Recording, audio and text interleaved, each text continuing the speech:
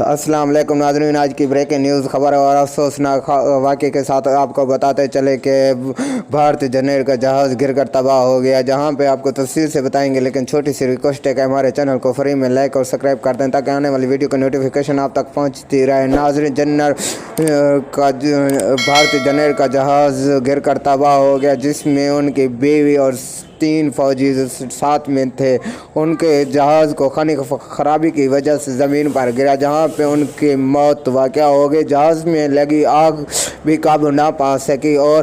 بھارت میں اس وقت ماتم چھایا ہوا ہے، جہاں پہ بھارتی جنرل کا افسوسناک یہ واقعہ پیش آیا، جہاں پہ انہوں نے